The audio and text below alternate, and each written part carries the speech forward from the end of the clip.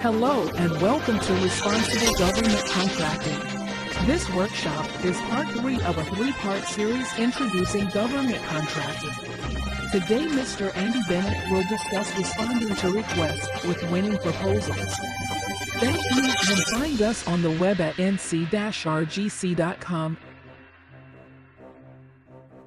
How's everyone doing today? So guys, like Patricia said, my name's Andy Bennett. Let me get my slide deck up here and we can go ahead and get started. If anyone has any questions, the way I like to do this is more of a workshop than as a lecture. So I do encourage you guys to ask questions if they come up during the conversation today. If there's anything that I say that just doesn't make sense, stop me and ask, right? Because I've been doing this for a minute. A lot of things I take for granted. So please don't let me do that. Please ask and ask if something, get clarifying if something doesn't make sense. So I do have my chat window open now. I do have my video up and obviously audio, whatever you feel comfortable with, just go ahead and jump in. So like I said, you should be seeing my screen now. Let me just make sure. Yep, you should be seeing my screen now. So I have my information up on the slide there. Please feel free to reach out and let me know if you have any questions. Today, we're going to be doing part 3 of a 3-part workshop. So if you've, as Patricia said at the top, if you miss part 1 or part 2, just catch us next month, because I do this 3-part cycle every month. So this is part 3. In part 1, we talked about registration, how to get your company set up, how to get you registered and set for government business. What are those steps that you have to pay for versus the ones that you can do yourself for free? It's pretty straightforward if you know what you're looking for. There are some websites, some companies that are very, very good at looking like what the official website looks like. So make sure that you go to the right sites and make sure you are putting your information in the correct spots. Government likes to get all that stuff done, all that registration, all the account information done up front. They want to make sure you're a US-based company. They want to make sure you have an address. They want to make sure you have bank accounts, all that normal business type stuff. So they get that out of the way up front. We get the registration done up front. And then we, in part 2, shift gears to start talking about the research phase. So I break this down into register, that's part 1, research, that's part 2. How do you go out and find those opportunities? How do you know how to register your company and what NAICS codes? We talk about North American Industry Classification System. I pronounce that as NAICS. Some will say NAICS. Just depends on what part of the country you're from. Doesn't really matter. It's all talking about the same thing. That's a 6-digit code that says what type of business you're in. If you resell computer equipment, if you resell laptops, you're probably going to have the 541519 NAICS code listed. However, if you're in janitorial services, that would be a different NAICS code. If you are in gold mining, that's a different NAICS code, right? So there are 1,300 or so of these different classifications, and that's how you describe what it is that you do to the government. And, think about a classified ad. You are looking for opportunities using those NAICS codes that the government is posting, right? So if they're looking for janitorial services, they're going to post the opportunity. They're going to publish the opportunity under that same NAICS code, and that's how the match makes. So it's critical to understand the NAICS codes. And just as a refresher, in part 2, we talk about, I put a chair up on the screen, and we talk about how you may see that chair or that janitorial services or that laptop as one NAICS code, but that doesn't really matter.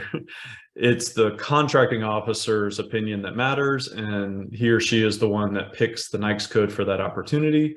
So you, as the business owner, as the industry, you have to look at what that chair or computer service or legal service, whatever it is that you do, you have to look at that thing with wider vision and understand how different people can see that and make sure you're searching under all of those different NAICS codes.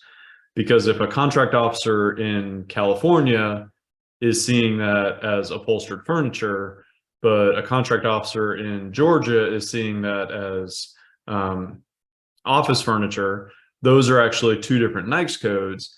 And if you're only looking for the one, you're never going to find the other. So you want to make sure you've widened that net as much as possible. So we talked through that a little bit more, a lot more detail in part 2. Another thing that I like to do just for us today in part 3, as we start to talk about how to respond. This is so important that I like to talk about it at the top of every single workshop. So understanding who the people are that you are talking to.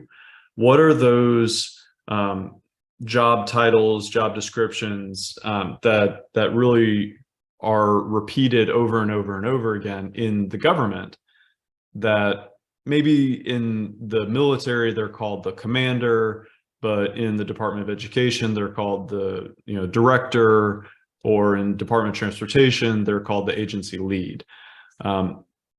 Regardless of what the title of that position is, of that person, it's going to mean the same thing. And from my experience, what I found is those people that are important to this part of the process, this acquisitions and contracting step, are these 4 that I have up on the screen. I call them 4 legs of the table.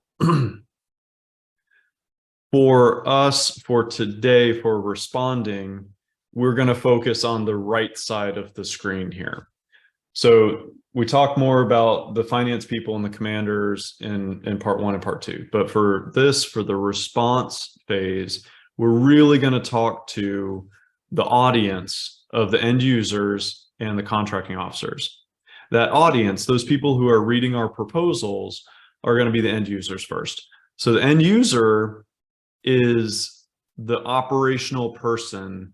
If you're selling laptops, if you're providing training services, if you're providing facility maintenance services, whatever it is that you're doing, they are the government representative who's going to be fingertips on keyboard, or having the equipment moving, or sitting in the building, or they're the facility manager of the building that you're going to be providing those services to. They are the operational or tactical, or the end user, the benefactor for the services or product that you're going to be providing. Okay, so that's their interest in this conversation. The other side of the fence is the contracting officer, and there's a reason these two are separated. That contracting officer is the one that is dispassionate from the thing the product or service that's being purchased. The contracting officer is focused on the process, making sure that there's a fair competition across the board, making sure that everybody gets a reasonable, chance to compete, making sure that all the bids are received properly formatted, all of that kind of stuff, right? So the contracting officer is interested there. That's their job. That's their role. The separation of these two is because they have different interests. The end user, that operational person, they're going to be more interested in the work or the product that's being provided. They care less about, I didn't say they didn't care, I said they care less about the budget, right? So the amount of money that the product or service is costing and the competition that takes place, right? That's all minutia. That's all out of the range of interest for the end user. They don't really care about that. They care that they get the best pencil, pen, janitorial services, lawn care maintenance. They care about getting the best of that, whatever it is that they need. They're also the one that has the most knowledge of the specifications, of the details of what it is that's going to be done, of the work or product that's going to be provided. That's important, right? So if you're selling to and you're talking to in your proposal that we're talking about today, remember that audience typically they're expert, or they have knowledge in the product or service that you're providing. So it's going to resonate to them when you talk about details with that product or service. So they understand schedules, they understand certifications, they understand licensing, they'll understand in computer speak, right? They'll understand processing speed or this capability versus that capability. That audience is that end user. So they really, really understand that aspect of things. Shift gears. The contracting officer is not expert in the field of the thing that's being purchased. The product or service is being, that's not their job. They don't know, and they're not subject matter expert in what the end user is. That's their role, right? The contracting officer's job is process and risk management, risk mitigation.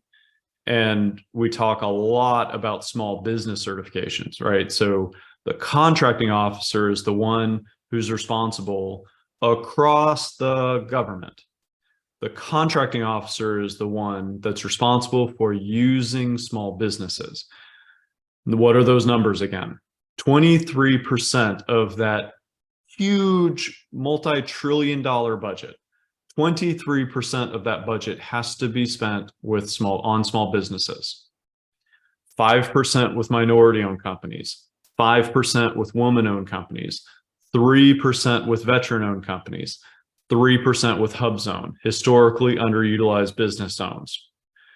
If you are in those categories, you need to make sure that you speak to that and you communicate that, and you're talking to the contracting officer when you say that, because the end user does not care if their pencil comes from a big company or a small company. They just care that they get the best pencil that they can use.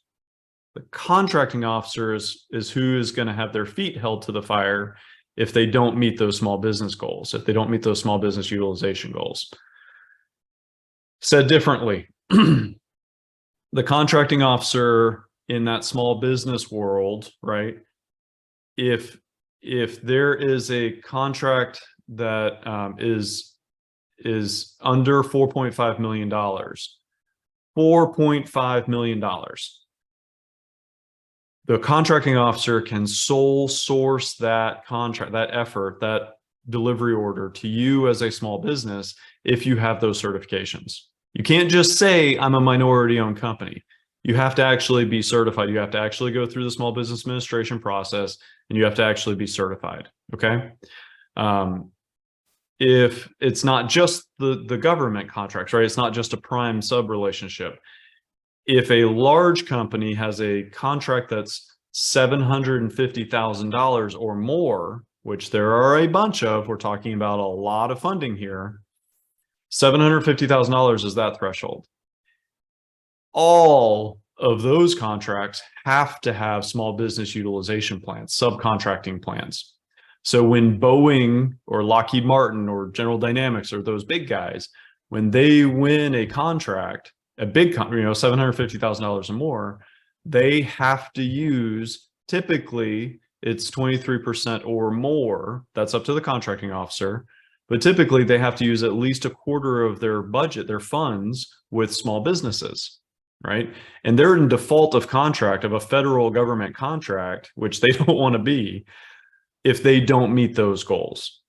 So you are not, as a small business owner, you are not just targeting your customer base of federal government.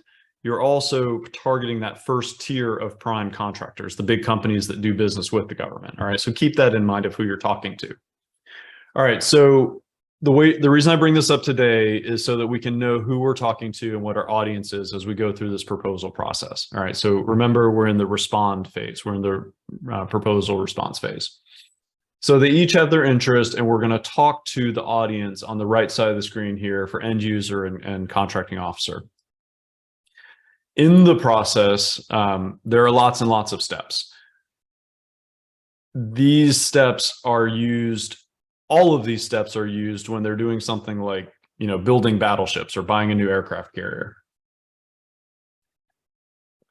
They're not going to go through all these steps when they're buying new printer paper, right? They're not going to do discussions or an orals when they're doing printer paper, because it's a lower threshold. It's under the simplified acquisition threshold. So you don't need to worry about that piece.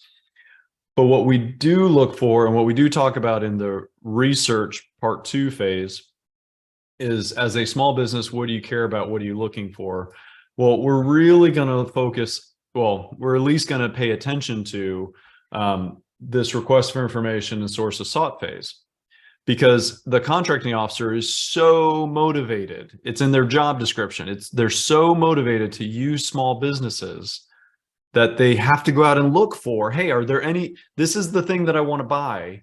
First off, tell me about it so I can be, educated as a contracting officer, so I can be educated about this thing.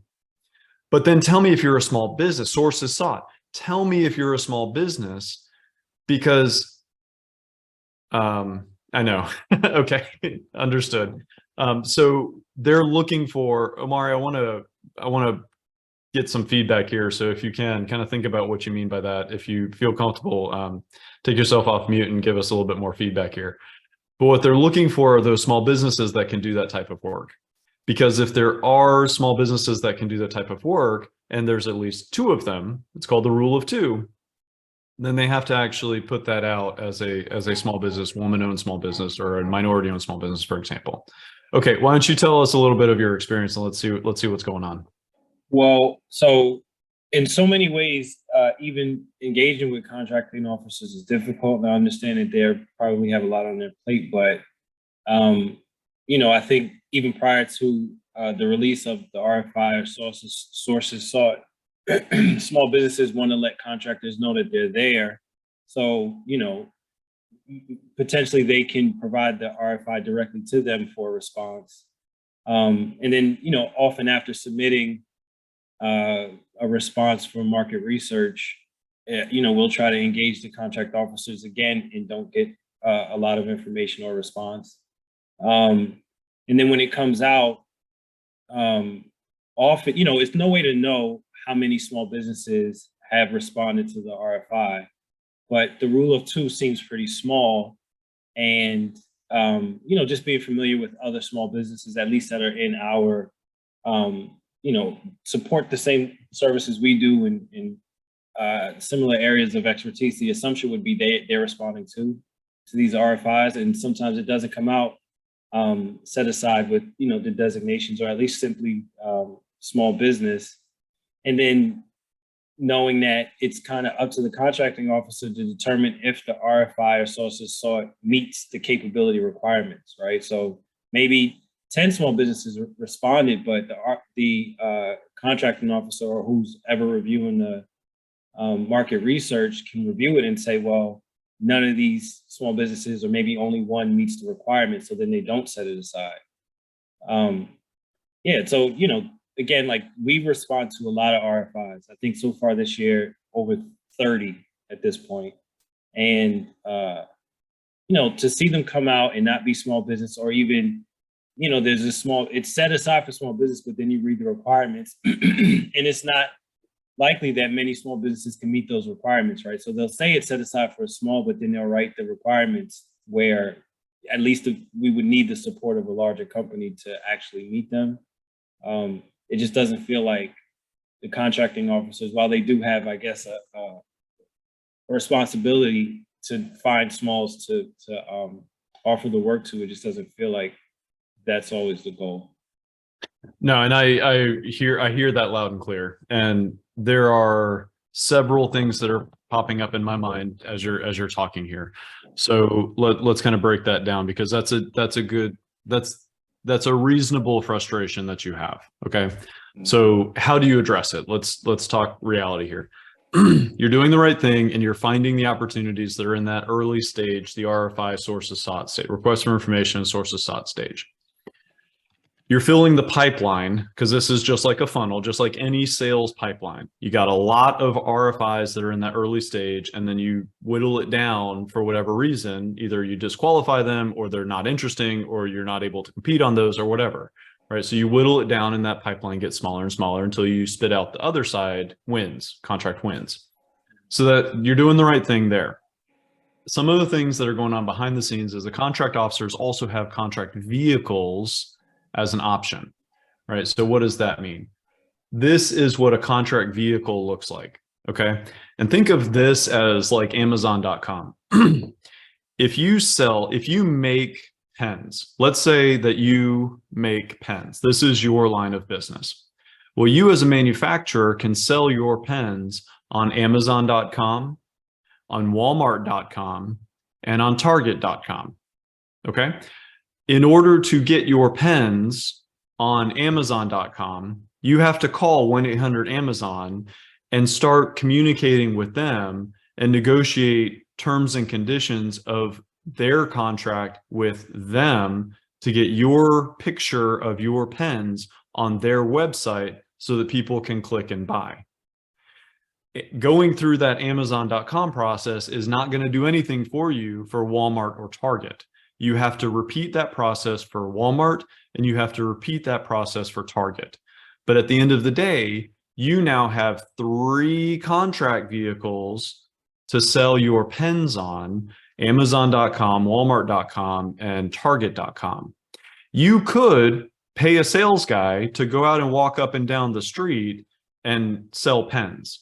You don't have to be on any contract vehicles, and people can walk up to you as the manufacturer or come to your website directly and buy your pens. But if I'm a contracting officer and I'm accustomed to going to Amazon.com, I'm more likely to do what I'm used to. And there's lots of reasons for that. I may be lazy, but more likely, I know that that process works. I know that I'm not going to get put at risk because Amazon knows what they're doing. My end user gets their pens on time, and I know that Amazon went through a vetting process to verify that they're not using child labor to make their pens, okay? Contracting officers who are accustomed to using Amazon.com are not as they can, but they're not as likely to go to Walmart.com. Okay, so if they're used to doing one contract vehicle, they're not likely, but they can go to other contract vehicles. All right, so what does that mean? SAM.gov is one option. SAM.gov is the one that you don't have to pay for, and you can research and you can find all these opportunities. It's the gatekeeper, right? So it's a big, wide open net, but it's not all of them. It's not all of them. And if a contracting officer has a corporate or an agency policy that says, yeah, I know you're going to go buy on Amazon.com because that's what you're used to doing, you still have to post the opportunity on SAM.gov. All right, so it's a mandatory posting requirement. So that's the first thing that pops in my head. They may be posting opportunities or RFIs just to see what else is out there, but they're inevitably going to go back to the thing that they know. So what do you do about that? There are services that you can pay for. Govt. I don't have affiliation with any of them. So, I personally use Govt. GovWin is out there. GovTribe is one that's out there. There are many, many of them that you can pay for.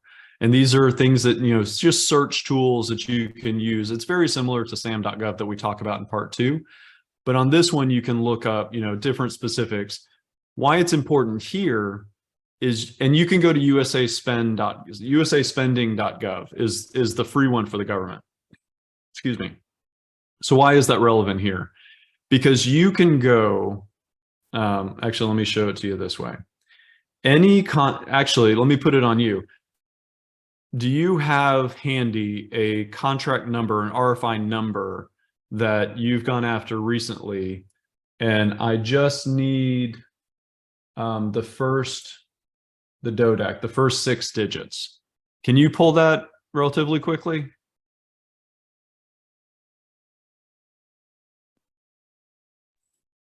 So you're asking for what? An RFI, RFP that we didn't win? Or yeah, let's do one that you haven't won, just so it's, kind of. One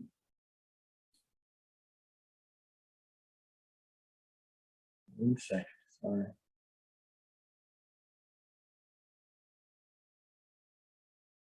We're going to take a deep dive on this because that's a frustration that I hear a bunch.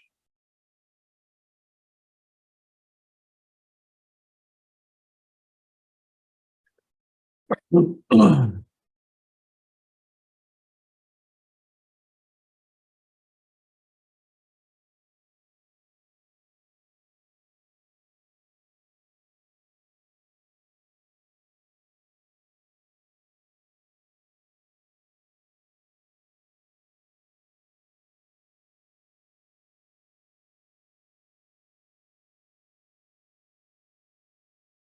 right, so I'm going to pull one just to see. So what I'm doing here, guys, is when you're looking, and we talk about this in part 2, and Amari, if you pull one, let me know, and we can switch over to yours, because I like to use real-time stuff, so I'm not, finding the canned response. What you guys will see on all of these different RFIs, and I'm just going to give you a preview of what GovTribe looks like. But again, there are a bunch of these out there that you can pay for, not pay for. That's up to you. So what you're going to see on some of these opportunities is a long number, right? So this number on this, in this case, W9128 Foxtrot, that's called a DODAC. And all that is think of that as like an ID or an address for a contracting office. So those first 6 digits of any contract opportunity that you're going to look at tells me immediately what contract office that opportunity is coming out of. So if that contract, let's just look at it real quick. So that contract number, that first 6 digits there, I can tell that contract office is coming out of Omaha. Okay. The Army Corps of Engineers, Omaha. So if then I go and look up that DODAC, I can do some homework on that contract office and people who drink water around that water cooler for that contract agency, for that office, and find out if they like to use Amazon.com or if they like to use Walmart.com. Okay. What does that do for me? Well, I can find out if they like to use Amazon.com, I either need to, and I'm responding to RFPs, I'm calling their small business office, I'm making capability statements that use their language. I'm doing all the right things that Andy's been telling me about in all these workshops, but nothing seems to take traction. What might be happening, Amari, is that office, that contracting office, may be a habitual user of Amazon.com. In this case, GSA or Oasis or NASA SOUP or CIO, right? There are hundreds of these contract vehicles. And they may be using one of those contract vehicles that you aren't on. And if they're using GSA Advantage and you're not looking on GSA Advantage for that contract vehicle, but they're just posting the RFI out on sam.gov for their mandatory posting, you're never going to find that, and they're not really going to pay attention to that RFI. What you need to do is either do the research on their contract office, find out if they like to use Amazon or Walmart or Target, right? If they like to use GSA, and let me show you what that kind of looks like.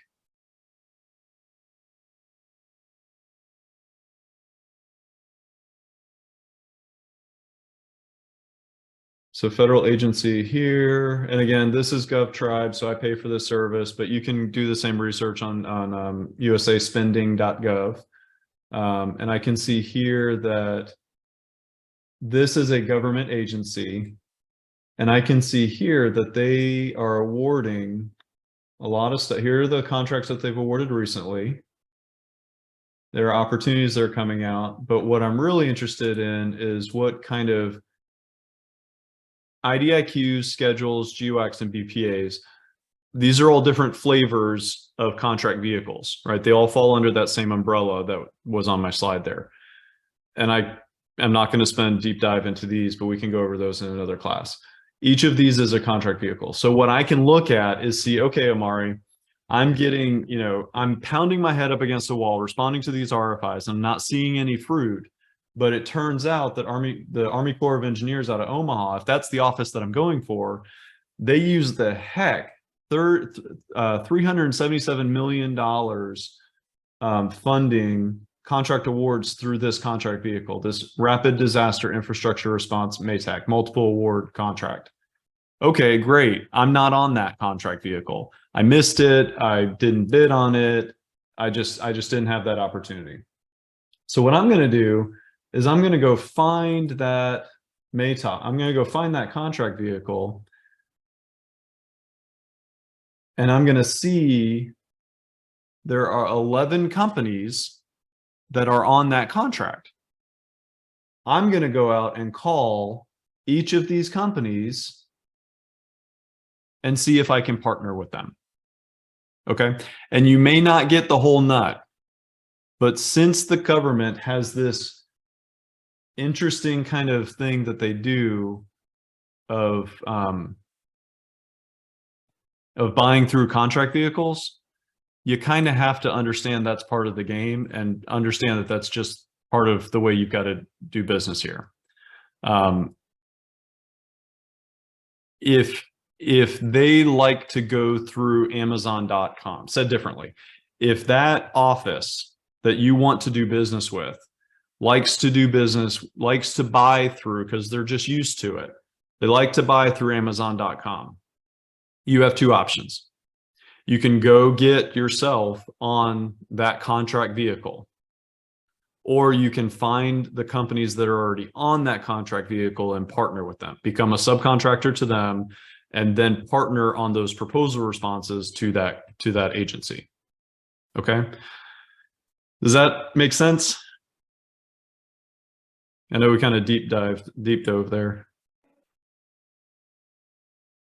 It makes sense. I dropped the solicitation number in the chat. I don't know if you saw it. Tell me. All right, let me pull it up there. There we go. Okay. All right, so let's look at the first 6 digits there.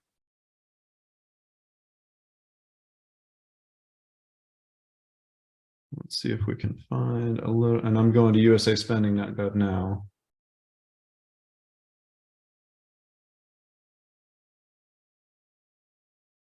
Let's just see what we got. Okay, so now I'm on the free version, right? So usaspending.gov. What Omari chatted to me was the solicitation number.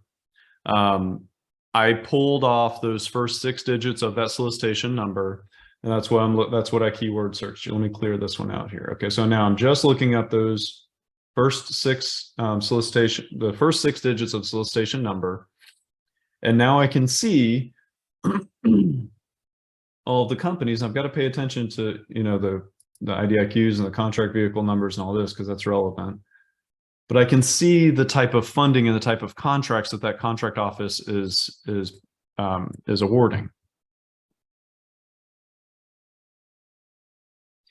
And I can also see that that's Department of Defense,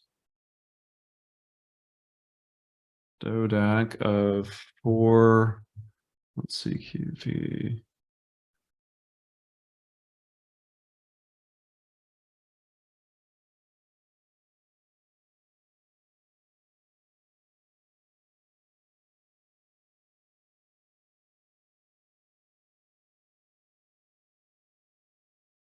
So I'm going to put this website in the link here. I'm just doing a keyword search of what that DODAC is.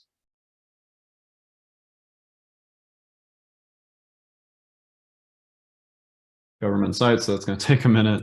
That's why you pay for some of these services, because I'm going to go to my GovWin.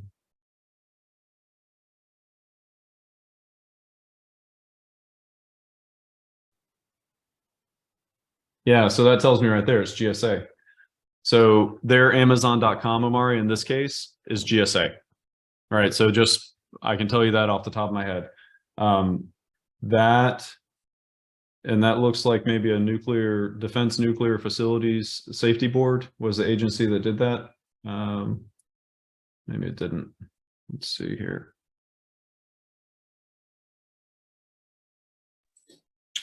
It was, that's right. Okay.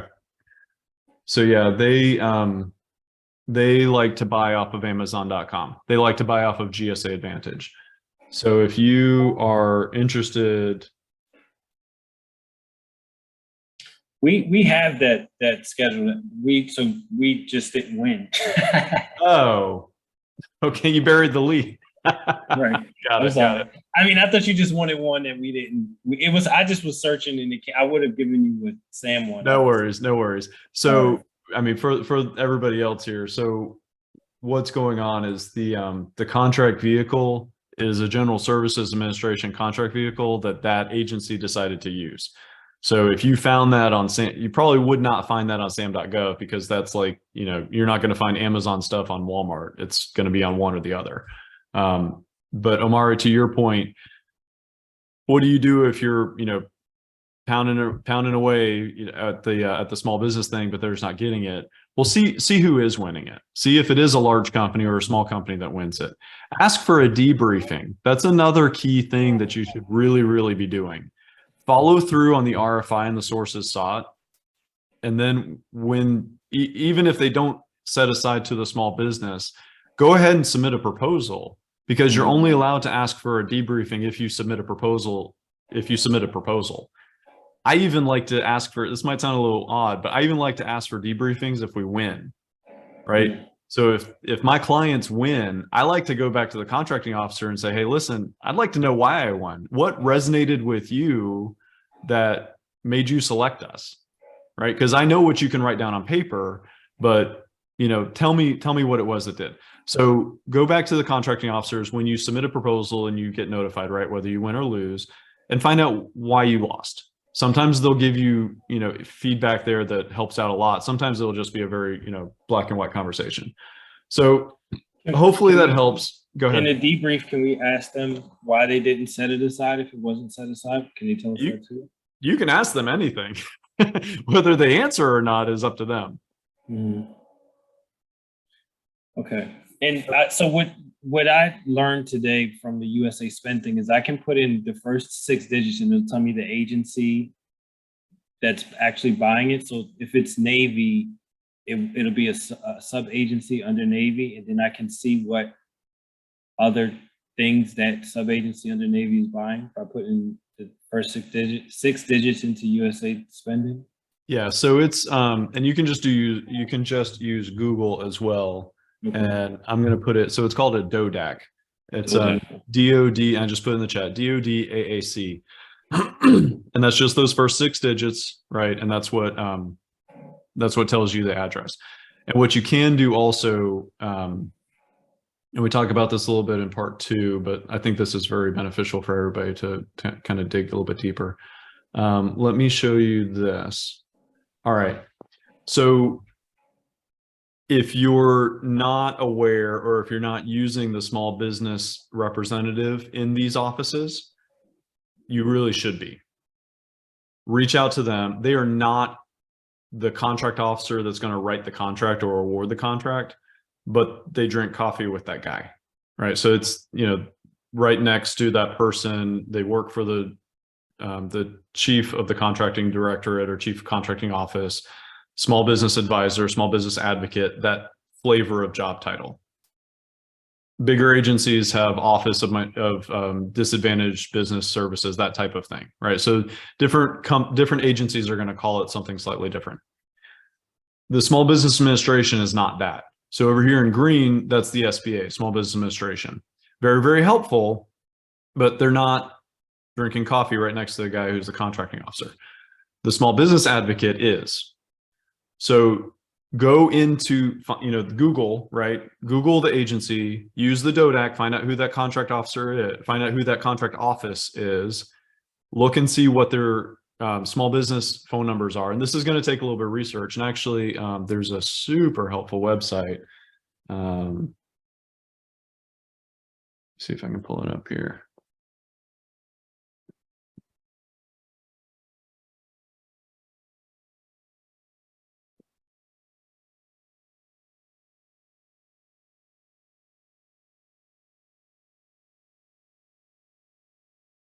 This is okay. So Defense Studies Institute.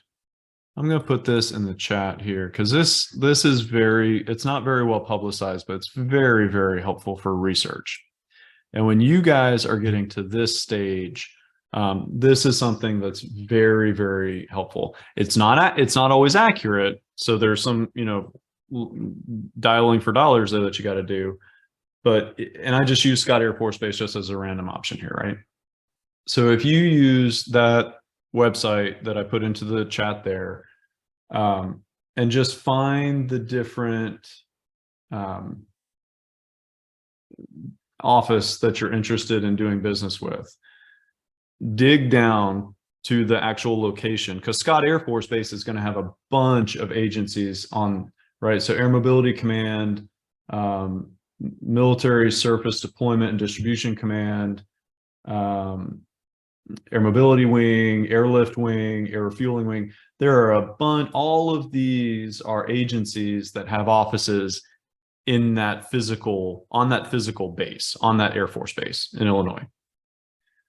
What you can do is they've already gone through all of those different agencies' websites and found the small business offices and the contracting squadrons for the offices that are on that base.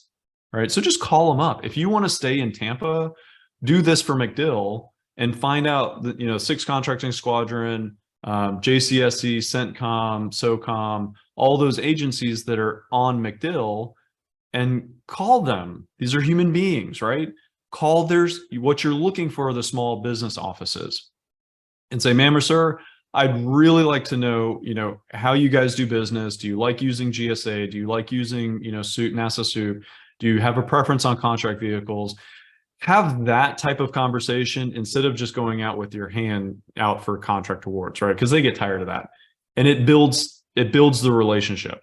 And when you submit those proposals, ask for a debrief. That shows the contracting officer that you care and that you actually want to follow up and find out how you can win their work. And maybe you don't win this one, maybe you don't win the next one. Rule of thumb is 12 to 18 months. It's going to take a minute to get, to start winning this stuff. But you have to do that next step and ask for the debriefing. Find out who the companies are that are successful with that agency. Who's winning work in that office? Find out what they're doing. Is their website something splashy? Can you partner with them? Are there things that you can do that can add value to them? Get on their contracts, right? So there are a lot of different approaches there.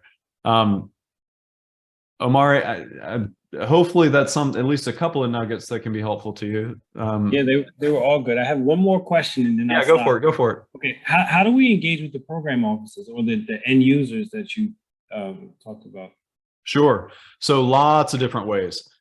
Industry days is kind of the key buzzword here.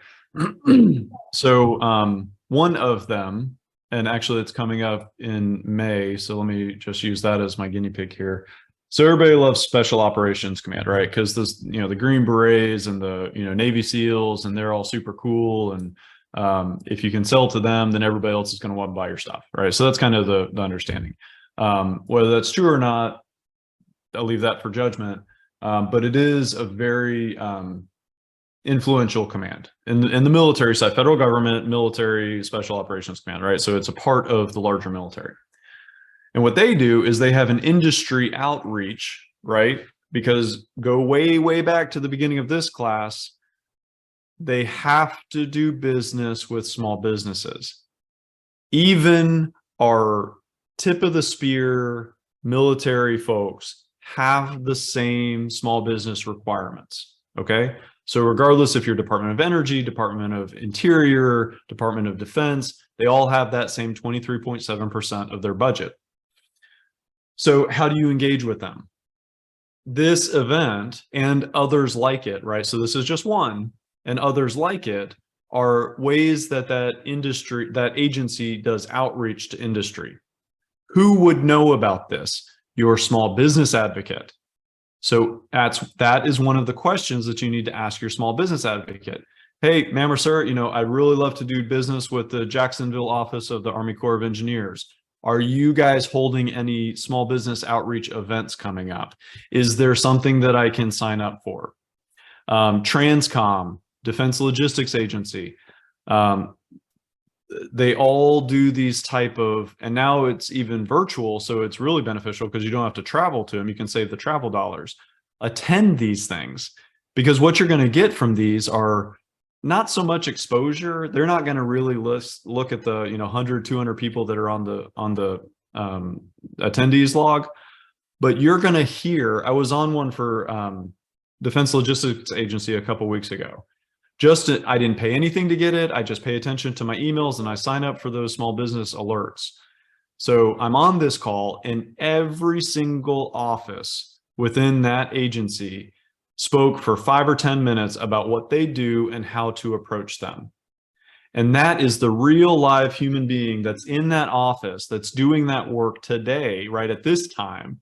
And it's not some old website where the phone number is out of date. Attend those things, build that relationship, ask them if there are industry outreach things. A lot of times it'll be the end user that actually attends these. In this case, at Soft Week, it used to be called Softic, now it's Soft Week. You can sign up for these, and the actual end users, the operations people, will be walking around and have conversations with them. So they do outreach. They're not necessarily required to, but they very often do outreach. Yes. Hopefully that helps. It does. Thank you. Okay. All right. I think that was a very healthy tangent. I think there was a lot of good information there, guys. So let me open it up wider to anybody else, since we're kind of at a pause point, and then I'll shift back to the regular stuff. Anybody else have any other questions or facing kind of similar challenges?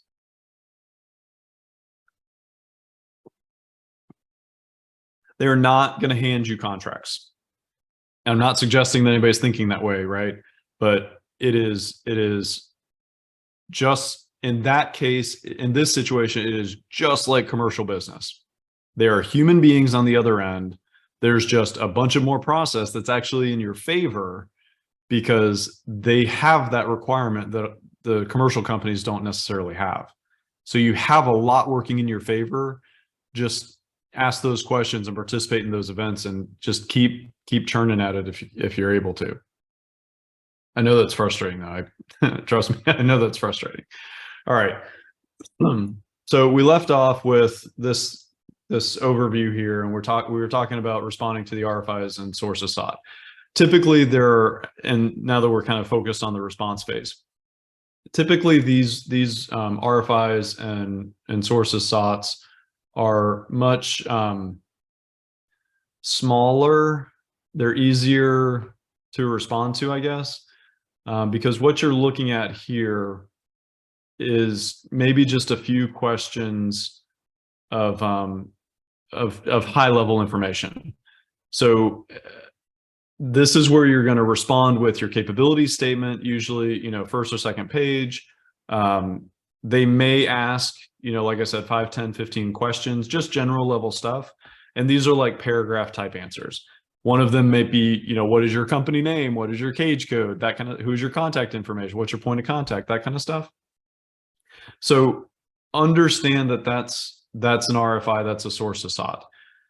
When you shift to the actual RFPs, the requests for proposals, that's when they start getting more complex.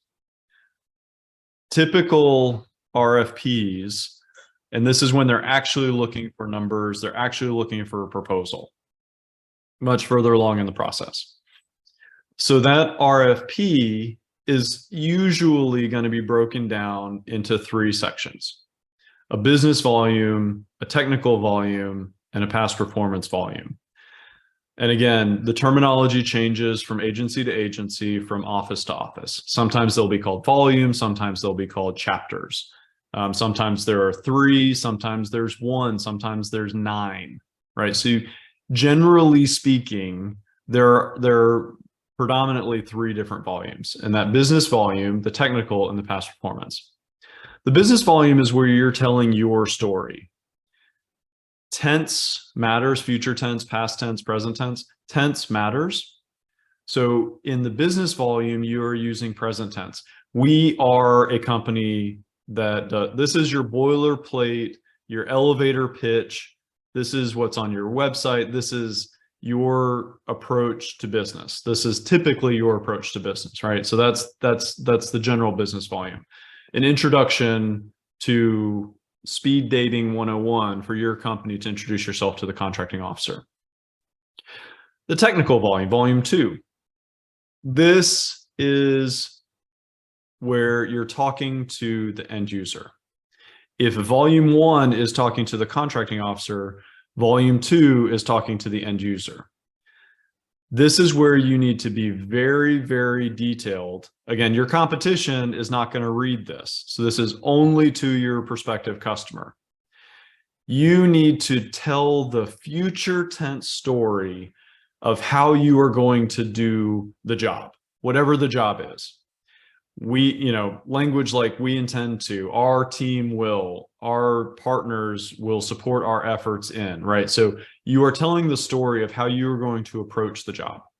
If you have a project management plan, if you have a communications plan, if you have, logistics people, or you do a kickoff meeting, or you follow up with emails on a weekly basis, or you do phone calls, whatever it is that your process is, if you have lean certification or Six Sigma certifications or project management professional certifications, if you are ISO certified, if you have, whatever it is that your certification is that makes you special, you want to dabble that into the volume 1, the business volume, but when you use the storytelling in volume 2, how are you going to do this job specifically for this effort? And this effort versus that effort versus another effort are going to be different. So this is where you take a lot of time to tell the story. And this can be 5 pages, this can be 100 pages, depending on the complexity of the job.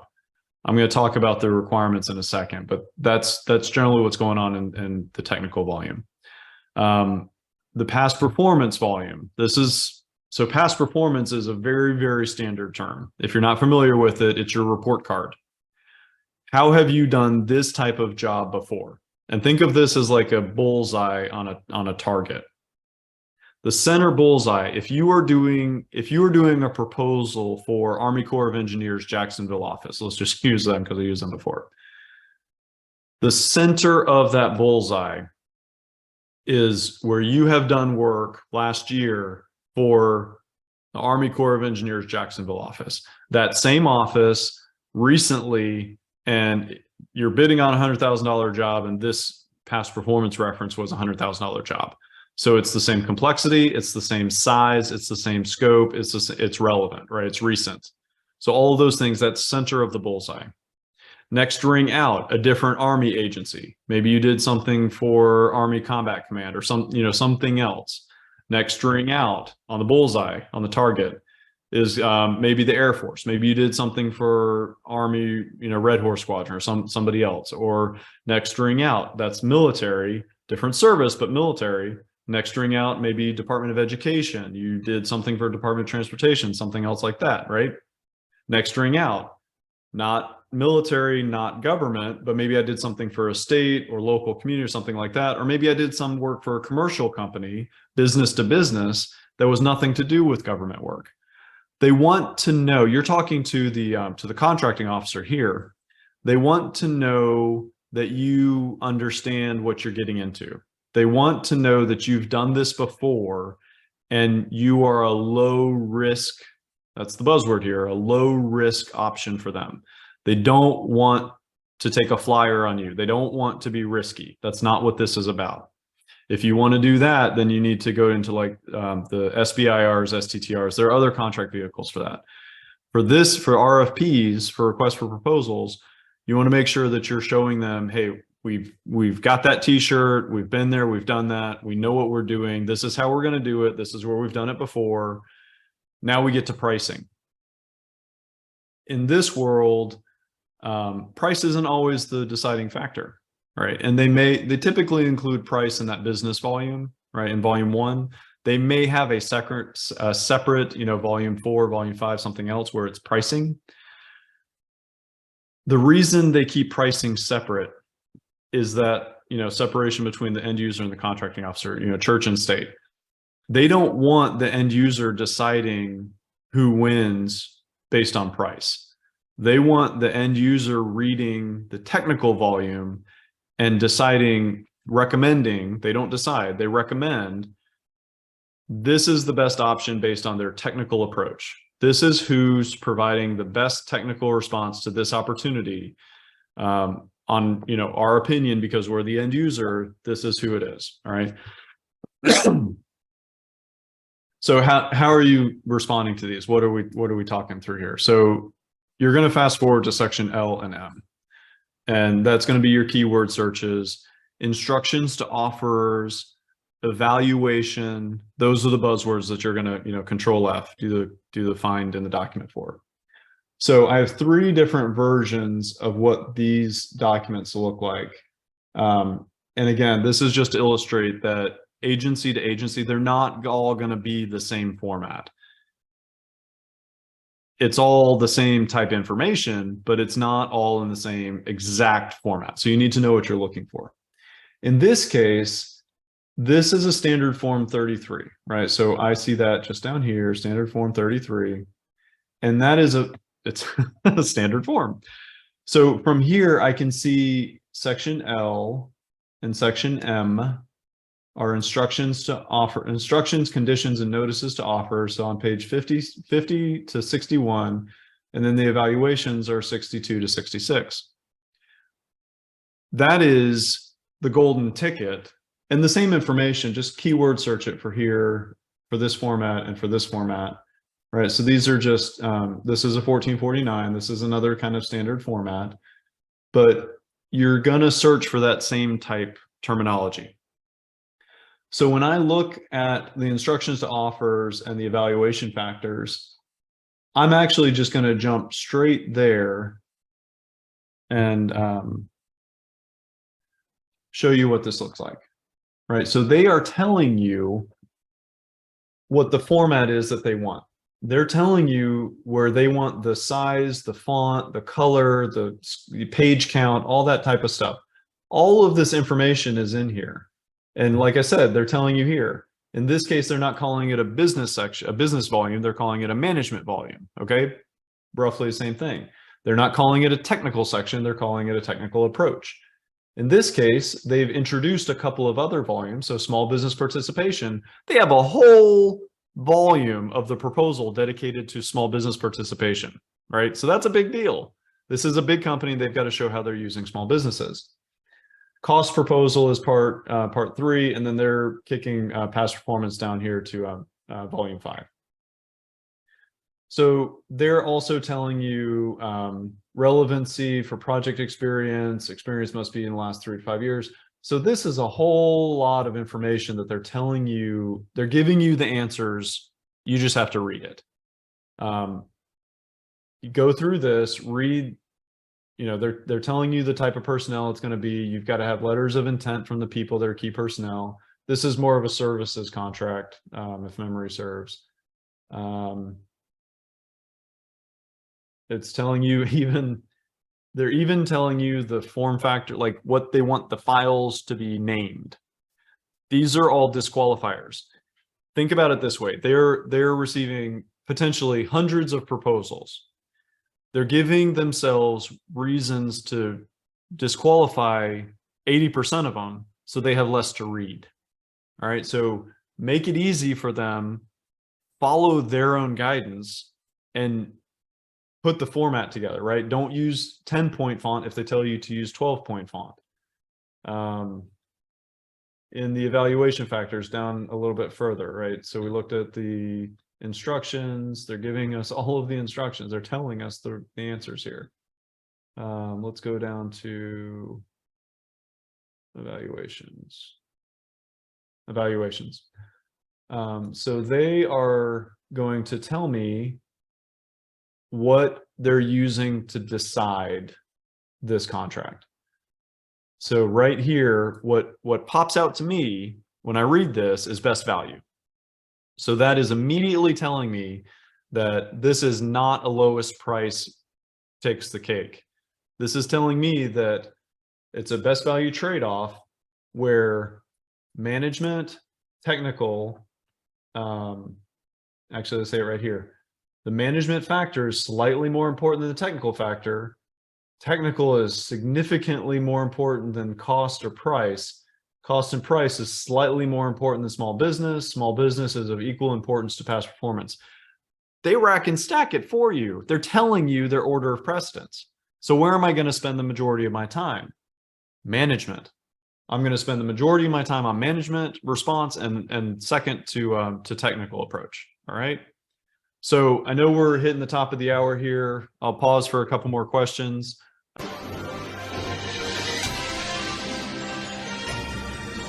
Thank you for your time today. We hope this workshop was instructive and informative.